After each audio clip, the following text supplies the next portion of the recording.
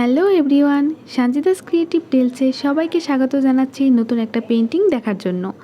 তো পেন্টিংটা শুরু করার প্রথমেই আমি এখানে একটা স্কেচ করে নিয়েছি।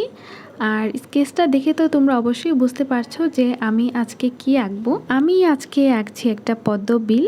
পেন্টিংয়ের জগতে এটা খুবই ভাইরাল একটা জিনিস। এমন কোনো আর্টিস্ট খুঁজে পাওয়া যাবে না যে এখন পর্যন্ত এই পদ্ম বিলটা ট্রাই করেনি। এমন অনেকে দেখেছি পদ্মবিলটা অলরেডি 3 থেকে 4 বার তারা ট্রাই করে ফেলেছে, বাট আমি মনে হয় একমাত্র প্রাণী যে পদ্মবিলটা এখন পর্যন্ত ট্রাই করিনি। বাট আজকে কেন জানি অনেক আঁকতে মন চাইলো, তাই ভাবলাম যে পদ্মবিলটা আঁকি আর তোমাদের সাথেও এই আঁকার পুরো টিউটোরিয়ালটা শেয়ার করি। তো যাই হোক, পদ্মবিলটার জন্য আমি এখানে প্রথমে স্কাইটা পেন্টিং করে নিয়েছি। আর এটার জন্য আমি একটা deep sky blue colour use করেছি। আর নিচের দিকে যেখানে পদ্মবিলটা থাকবে সেখানে আমি প্রথমে পানির কালারটা করে নিব। এটাও আমি খুবই লাইট একটা স্কাই ব্লু কালার ইউজ করেছি। এই স্কাই ব্লু কালারটার সাথে আমি কিছুটা সাদা রং মিক্স করে এই কালারটা তৈরি করে নিয়েছি। তোমরা কি আরও একটা জিনিস খেয়াল করেছো? আমি কিন্তু আজকের পেন্টিংয়ে কোনো প্রকার মাস্কিং ট্যাপ ইউজ করছি না। মাস্কিং ট্যাপের বদলে আমি এর চারপাশে একটা স্কেল দিয়ে বর্ডার করে নিয়েছি, তাহলে আমার আঁকতে সুবিধা হবে আর রঙগুলো বাইরে যাবে না। তবে মাস্কিং ট্যাপ ইউজ করলে এই আঁকাআঁকির প্রসেসটা অনেক বেশি সহজ হয়ে যায়। দূরের গাছপালাগুলো আঁকার জন্য প্রথমে আমি একটা কালো রং দিয়ে এর মাঝখানে এভাবে দাগ টেনে নিয়েছি সোজা করে। তারপর এর মাঝখানে কিছুটা গাছের শেপ দিয়ে দিব, বা দূরের যে ঝোপঝাড়গুলো থাকে ওগুলো শেপ দিয়ে দিব। এটার জন্য আমি একটা চিকন ব্রাশের সাহায্যে এরকম ট্যাপ ট্যাপ করে এই গাছগুলো এঁকে নিচ্ছি। দূরের গাছপালাগুলো আঁকার জন্য এখানে কিন্তু আমি 3টা লেয়ার ইউজ করব। ফার্স্টে আমি ব্ল্যাক কালারটা ইউজ করছি, এরপর একটা ডিপ গ্রিন ইউজ করব, আর সবশেষে ইউজ করব লেমন ইয়েলো। এই কালো কালারটা এখন আমি কিছুটা ড্রাই হতে দিয়েছি। তারপর এর উপর দিয়ে আমি অন্যান্য কালারগুলো অ্যাপ্লাই করব। আর এখন আমি আকাশের মেঘগুলো এঁকে নিচ্ছি। মেঘ আঁকার পার্টটা আমার কাছে অনেক বেশি স্যাটিসফাইং লাগে, আর আমার কাছে মনে হয় কেন জানি আমি মেঘটা একটু ভালো করে আঁকতে পারি। আর হ্যাঁ, এটা আঁকার জন্য কিন্তু কোনো নির্দিষ্ট শেপ নেই, তোমরা তোমাদের মন মতো যেমন খুশি তেমন করে কিন্তু মেঘটা দিয়ে নিবে। জাস্ট তুলির মধ্যে একটুখানি সাদা রং নিয়ে এভাবে কিছুটা ট্যাপ ট্যাপ করলেই কিন্তু মেঘটা সুন্দর করে আঁকা হয়ে যাবে। তারপরে যদি তোমরা না পারো তাহলে আমার টিউটোরিয়ালটা একটু ভালো করে খেয়াল করলে দেখলেই কিন্তু পুরো প্রসেসটা বুঝতে পারবা। কালো রংটা কিন্তু অলরেডি ড্রাই হয়ে গিয়েছে। এবার এর উপর দিয়ে আমি একটা ডিপ গ্রিন কালার ইউজ করব।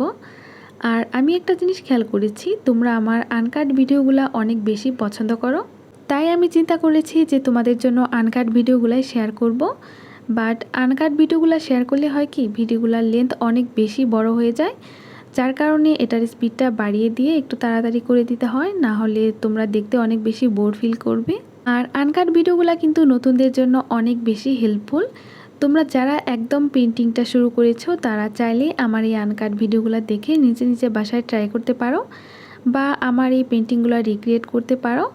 তাহলে কিন্তু দেখবা যে তোমাদের পেন্টিংয়ের হাতটাও আস্তে আস্তে ভালো হয়ে যাবে। এবার হচ্ছে সেই মোস্ট স্যাটিসফাইং পার্ট, ভাইরাল পদ্মপাতা আঁকা। এটা আঁকতে আমার কাছে অনেক বেশি ভালো লাগছিল। আমার মনে হচ্ছিল আমি আরও অনেকগুলো পদ্মপাতা এঁকে ফেলি, বাট যেহেতু এখানে লিমিটেড তাই আমাকে এই কয়েকটাই আঁকতে হবে। এই পেন্টিংটা আমি রেফারেন্স হিসেবে নিয়েছিলাম ফেসবুকের একটা পেজ থেকে, বাট এই মুহূর্তে পেজের নামটা মনে পড়ছে না। তোমরা যদি পেন্টিংটা দেখে চিনতে পারো তাহলে অবশ্যই কিন্তু পেজটা মেনশন করে দিবে। আর হ্যাঁ, পদ্মপাতাগুলো আঁকার জন্য কিন্তু এখানে আমি একটা ডিপ গ্রিন কালার ইউজ করছি। পুরা পুকুর জুড়েই থাকবে অনেকগুলো পদ্মপাতা। আর সামনের পদ্মপাতাগুলোকে আমি একটু বড় করে এঁকে নিয়েছি, আর দূরের গুলাকে একটু ছোট করে। প্রথমগুলোতে কিছুটা শেপ দিলেও দূরের গুলাতে কিন্তু আমি তেমন কোনো শেপ দিইনি, জাস্ট নিজের মতো একটু করে এঁকে নিয়েছি। এখন আপাতত পাতাগুলোর মধ্যে কিছুটা বেস কালার অ্যাপ্লাই করছি, এরপরে এর মধ্যে ডিটেলস অ্যাড করব। আর আমার এই পেন্টিংটা কিন্তু পুরাটাই অ্যাক্রিলিক কালার দিয়ে করা।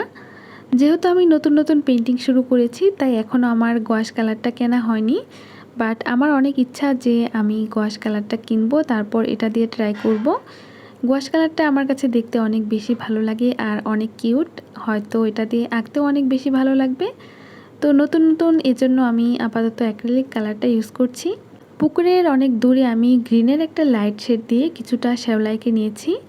এই পুকুরটা থাকবে একটু শ্যাওলা ভরা পুকুর, মূলত শ্যাওলা ভরা পুকুরে অনেকগুলো পদ্মপাতা, এটাই এই পেন্টিংটার মেইন থিম। আমার পদ্মপাতাগুলো কিন্তু অলমোস্ট আঁকা শেষ। এবার এগুলো আমি ড্রাই হতে দিব, আর ততক্ষণে আমি নৌকাটা এঁকে নিব। নৌকার ভেতরটাতে আমি একটা মাস্টার্ড ইয়েলো কালার ইউজ করব। এটা আমি মূলত ইয়েলো কালারের সাথে অল্প একটু অরেঞ্জ আর ব্রাউন কালার মিক্স করে নিয়েছি। তোমাদের কাছে এরকম শেডগুলো না থাকলে তোমরা কিন্তু এক এক কালারের সাথে এক একটা কালার মিক্স করে এই কালারগুলো বানিয়ে নিতে পারবে। তো এই নৌকার ভেতরের পার্টটা আঁকা শেষ, এবারের বাইরের পার্টটা এঁকে নিব। আর এটার জন্য এখানে আমি একটা ব্ল্যাক কালার ইউজ করছি। আজকের ভিডিওটা তুলনামূলকভাবে একটু লং, এত লং টাইম ধরে আসলে আমি কথাও বলতে পারি না, তাই আজকের কথা আপাতত এখানেই শেষ করছি। তোমরা কিন্তু ধৈর্য ধরে পুরো পেন্টিংটা অবশ্যই দেখবা, আশা করি তোমাদের কাছে এটা অনেক বেশি ভালো লাগবে। আর কেমন লাগলো কমেন্ট করে জানিও, যদি ভালো লেগে থাকে তাহলে আমার চ্যানেলটাকে প্লিজ সাবস্ক্রাইব করে দিও।